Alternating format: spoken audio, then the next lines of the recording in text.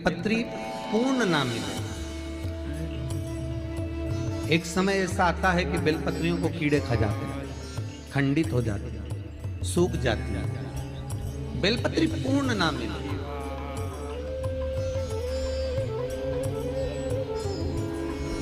तो क्या हम खंडित बेलपत्री भी शंकर को समर्पित कर सकते हैं? देखिए प्रश्न कितना सुंदर है। उसका प्रश्न केवल एक व्यक्ति के लिए ये प्रश्न नहीं होता, ये प्रश्न जो करे जाते हैं ये जग कल्याण के लिए, सभी के लिए। मान लो अगर बेलपत्री साबुत नहीं है, बेलपत्री कहीं कीड़ा खा गया, कहीं बेलपत्री खंडित हो गई, कहीं बेलपत्री में कुछ तकलीफ है, मान लो कीड़ा हो गया या कुछ हो गया और वो खंडित है, तो क्या हम उसको ना चढ़ाएं कि चढ़ाएं? और बेलपत्री मिल ही नहीं रही, और बेलपत्र हमें प्राप्त ही नहीं।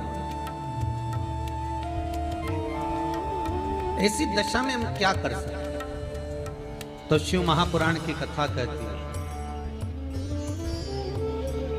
यह भी जरूरी नहीं है कि आप बेलपत्र समर्पित करें। कितना सुंदर कहा है शिव महापुराण की कथा में कि हम ये भी नहीं कह रहे कि बेलपत्र आप समर्पित करें।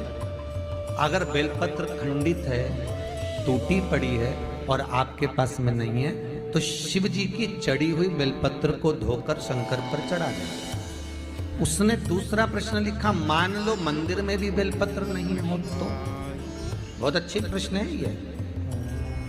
मंदिर में भी बेलपत्र ना हो तो कितना सुंदर कहा। एक भजन आप लोग गाते हो कि मन मेरा मंदिर, आंखें दिया बाती, होठों की है तालियां, रोम फूल वाली।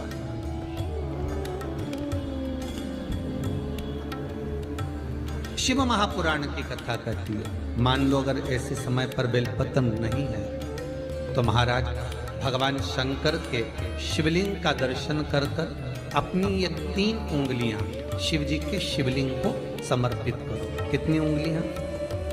जम के बोलिए।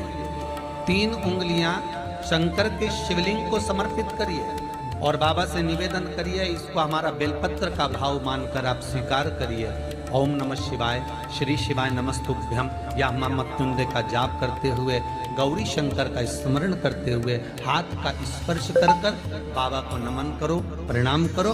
बाबा उस बेलपत्र को भी स्वीकार कर लेता है।